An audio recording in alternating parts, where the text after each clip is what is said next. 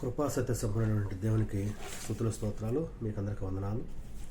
మనం పరిశుద్ధ గ్రంథం నుంచి యేసుక్రీస్తు ప్రభువారు సంఘమును కూర్చున్నటువంటి సిద్ధపాటు ఏ రీతిగా చేశారు అనేటువంటి విషయానికి వచ్చి నిన్న కొన్నింటిని మనం ఆలోచన చేసాం. అందులోనే చాలా విషయాలు మనం గమనించే పరిశుద్ధ గ్రంథం నుంచి వచనాలు చదువుతూ క్రీస్తు ప్రభువారు అన్ని విషయాలు మత్తయి సువార్త 16వ అధ్యాయం 18-19 వచనాలు కానివ్వండి, అదేవిధంగా 4వ అధ్యాయం 17వ వచనం కానివ్వండి, యోహాను సువార్త 20వ అధ్యాయం 30-31 వచనాలు కానివ్వండి, వీటన్నిట్లలో క్రీస్తు ప్రభువారు సంఘమును కూర్చున్నటువంటి విషయాలు తెలియజేశారు. యోహాను గారు బాప్తిస్మము ఇచ్చేటువంటి సమయానికి కూడా దేవుని రాజ్యం రాలేదనేటువంటి విషయాన్ని మనం ఆలోచించాలి. ఎందుకంటే అప్పటికి సంఘం స్థాపించబడలేదు. యేసుక్రీస్తు ప్రభువారు ప్రకటిస్తూ ఉన్నారు. అంతకుముందు యోహాను గారు ప్రకటించారు. వీరు ప్రకటిస్తూ వస్తున్నారు, కానీ సంఘాన్ని అప్పటికి స్థాపించలేదు అనేటువంటి విషయాన్ని మనం ఆలోచన చేయాల్సినటువంటి అవసరం ఉంది. నేను చదివిన దానికి కంటిన్యూషన్గా కొన్ని వచనాలు చదువుకుంటూ మనం ముందుకు వెళ్దాం.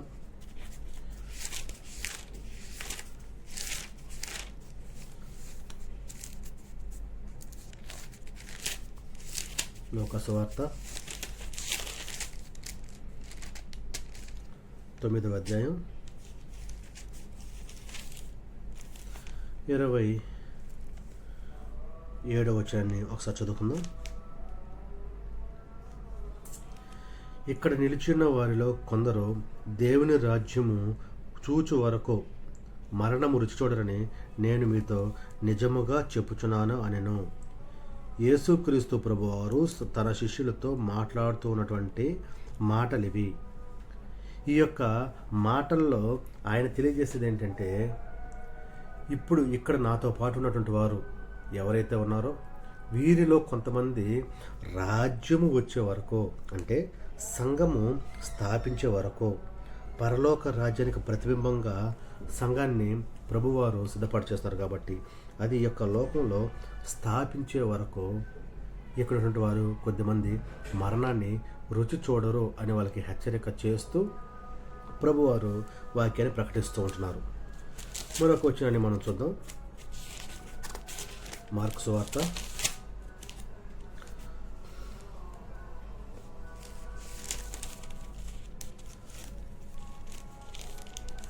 9:1 కూడా చూడండి. మరియు ఆయన ఇక్కడ నిలిచిన వారిలో కొందరు దేవుని రాజ్యం బలముతో వచ్చుట చూచు వరకు మరణము రుచి చూడరని నిశ్చయముగా మీతో చెప్పుచున్నాను నేను. యేసుక్రీస్తు ప్రభువారు తన శిష్యులను ఉద్దేశించి చెప్పినటువంటి 2 మాటలు మనం చదువుకున్నాం. లూకా సువార్త 9:27 కానివ్వండి, మార్కు సువార్త 9:1 కానివ్వండి. ఈ రెండిట్లో ఆయన చెప్పేది ఏంటంటే, అప్పటి వరకు సంఘం స్థాపించబడలేదు.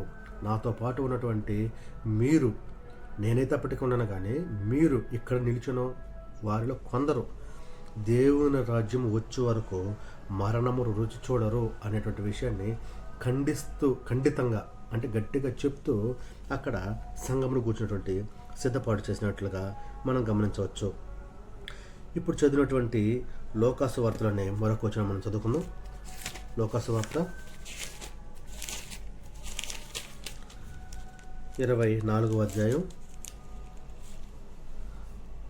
49వ వచనం. ఇదిగో నా తండ్రి వాగ్దానం చేసినది మీ మీదకి పంపుచున్నాను, మీరు పైనుండి శక్తి పొందే వరకు పట్టణంలో నిలిచియుండుడని వారితో చెప్పాను.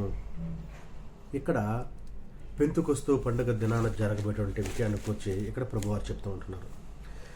నా తండ్రి వాగ్దానం చేసినటువంటి పరిశుద్ధాత్మను పైనుంచి, అంటే ఆ శక్తిని పైనుంచి మీరు పొందేంత వరకు ఈ యొక్క పట్టణంలో నిలిచి ఉండండి.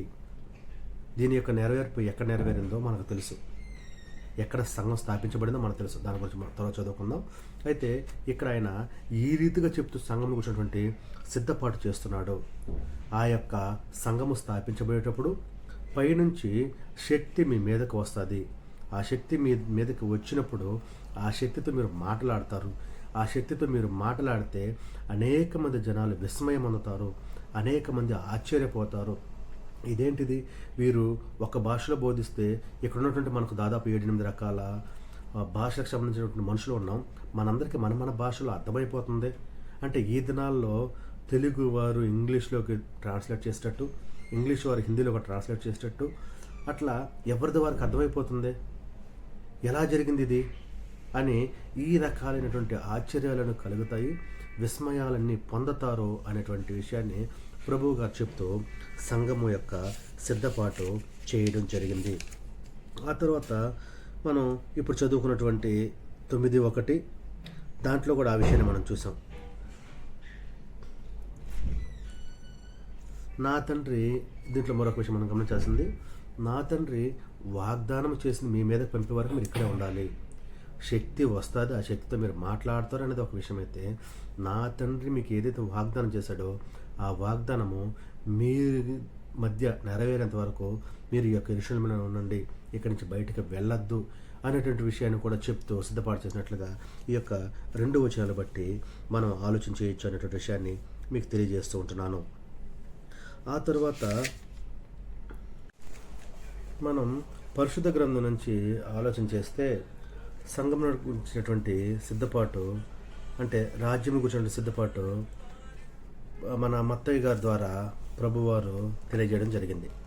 అది మనం మత్తయి సువార్త 6వ అధ్యాయం 9వ వచనం నుంచి 15వ వచనం వరకు చూడొచ్చు. కాబట్టి మీరు ఇలాగున ప్రార్థన చేయడి, పరలోకమందున మా తండ్రి, నీ నామం పరిశుద్ధపరచబడును గాక, నీ రాజ్యం వచ్చును గాక, నీ చిత్తము పరలోకమందు నెరవేర్చినట్లు భూమి అందు నెరవేరును గాక, మా అనుదిన ఆహారం నేడు మాకు దయచేము, మా రుణస్తులు మేము క్షమించిన ప్రకారము మా రుణములు క్షమించము, మమ్మల్ని శోధన లేక తేక దుష్టుల నుండి తప్పించము.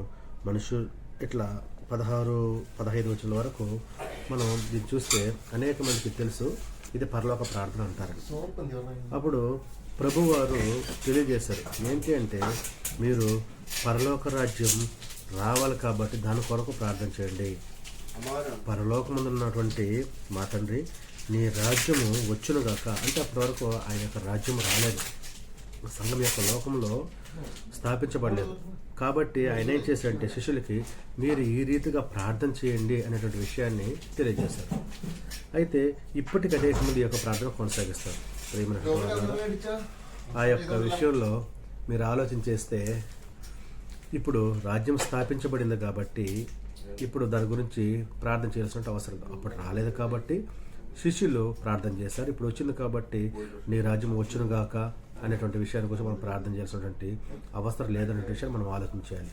ఆ తర్వాత శిష్యుల ద్వారా ఆయన తన యొక్క రాజ్యము అంటే అపోస్తుల ద్వారా ఆ యొక్క రాజ్యాన్ని గురించి హెచ్చరిస్తూ ప్రకటించడం జరిగింది. ఎలా ప్రకటించారని మనం ఆలోచన చేస్తే, అపోస్తులకి కొన్ని ప్రత్యేకమైనటువంటి శక్తుల్ని ప్రభువారు ఇవ్వడం జరిగింది. ఆ ప్రత్యేకమైనటువంటి శక్తులు అనేక మందికి వాటి అంటే ఆ శక్తుల యొక్క విలువ లేదా ఆ శక్తులు ఏ రీతిగా పనిచేస్తాయో, ఆ శక్తుల వల్ల ప్రతిఫలం ఎలా వస్తుందో అనేటువంటి విషయాన్ని చూపిస్తూ సంఘం కూర్చొని సిద్ధపాటు చేయడం జరిగింది. అపోస్తులకు మాత్రమే ఇవ్వబడిన అధికారం. ఏంటి అధికారం అంటే మనం ఆలోచన చేస్తే, మత్తయి సువార్త 10వ అధ్యాయం 1వ వచనాన్ని 10వ అధ్యాయం 8వ వచనం చూస్తే, అపవిత్ర ఆత్మను వెళ్ళగొట్టడానికి ప్రభువారు ప్రత్యేకంగా శిష్యులకి శక్తినిచ్చాడు. అనేక రకాలైనటువంటి అంటే నానా విధమైనటువంటి రోగాలని పోగొట్టడానికి, చనిపోయిన వారిని సైతము లేపడానికి శక్తినిచ్చాడు ప్రభువారు అపోస్తులకి అంటే తన శిష్యులకి. ఎందుకు ఇచ్చాడని మనం ఆలోచన చేస్తే, ప్రభువారి యొక్క ఆజ్ఞ ప్రకారము సువార్తని వీరు ప్రకటిస్తూ ఉంటున్నారు. ఆ యొక్క సువార్త ద్వారా అనేక మంది మారాలంటే వీరికి శక్తి ఉందని తెలియాలి. ఆ యొక్క శక్తి దేవుని ద్వారా వచ్చిందని, ప్రభువు ద్వారా వచ్చిందని తెలియాలి. వీరు కూడా ప్రభువులాగా ఏదో ఒక అద్భుత కార్యం చేస్తూనే ఏదో ఒక సూచక క్రియ చేస్తే తప్ప అనేక మంది జనాలు నమ్మరు. కాబట్టి వీరికి ఆ యొక్క శక్తిని ఇచ్చాడు ప్రభువారు. అపవిత్ర ఆత్మలు వెళ్ళగొట్టడానికి, అనేక రకాలైనటువంటి రోగాలను పోగొట్టడానికి, చనిపోయిన వారిని సైతం లేపడానికి శక్తులను అపోస్తులకు ఇచ్చాడు ప్రభువారు. ఈ యొక్క శక్తి అనేది కేవలం ఆనాడు ఉన్నటువంటి అపోస్తులకు తప్ప ఇంకెవ్వరికీ లేదు. ఈనాడు మనకు కూడా అలాంటి శక్తి లేదని మనం గ్రహించాలి. ఎందుకంటే ఈనాడు మనకు అలాంటి శక్తి ఉన్నట్లయితే మనం కూడా నోటి మాటతో ఏదైనా కంట్రోల్ చేయగలం. నోటి మాటతో అపవిత్రాత్మని గద్దిస్తే వెళ్ళిపోవాలి. నోటి మాటతో అనారోగ్యంతో ఉన్నటువంటి వ్యక్తిని గురించి ఆ యొక్క అనారోగ్యం పోవాలని మాట్లాడితే అనారోగ్యం అతని వదిలి వెళ్ళిపోవాలి. ఆ చేతి స్పర్శతో చనిపోయిన మనిషి సైతం మనం లేపగలగాలి. కానీ దేవుడు అది అపోస్తలులకు మాత్రం ఆ యొక్క శక్తినిచ్చాడు. ఎందుకు అని మనం ఆలోచన చేస్తున్నాం. ఎందుకు అంటే సంఘము ఈ యొక్క లోకంలో స్థాపించబడుతుంది కాబట్టి ఆ యొక్క రాజ్యాన్ని కూర్చున్నటువంటి విలువ వారికి తెలియాలని, ఆ విలువ తెలియాలంటే వీరు కూడా అద్భుత కార్యాలు సూచక్రియలు చేయాలి అనేటువంటి ఉద్దేశంతో ప్రభువారు ఆ శక్తిని వారికి ఇచ్చాడనేటువంటి విషయాన్ని మనం ఆలోచించాలి. ఈ రీతిగా యేసుక్రీస్తు ప్రభువారు ఆయన తను వ్యక్తిగతంగా, అదే రీతిగా శిష్యుల ద్వారా నేను నా సంఘాన్ని స్థాపిస్తున్నాను, నా సంఘాన్ని కట్టబోతున్నాను, పరలోకానికి ప్రతిబింబంగా దాన్ని నేను ఇవ్వబోతాను, యొక్క లోకంలో దానికి ఎన్నటికీ నాశనము కలగదు అనేటువంటి విషయాలు, అనేకమైనటువంటి విషయాల్ని ప్రకటిస్తూ క్రీస్తు ప్రభువారు సంఘమును కూర్చున్నటువంటి సిద్ధపాటు చేయడం జరిగింది. శిష్యుల ద్వారా కూడా వారికి శక్తులు ఇవ్వడం ద్వారా కూడా ఆ యొక్క సంఘమును కూర్చున్నటువంటి సిద్ధపాటు చేయడం జరిగింది అనేటువంటి విషయాన్ని మనం ఆలోచించాలని మీకు ప్రేమపూర్వకంగా తెలియజేస్తూ ఉంటున్నాను.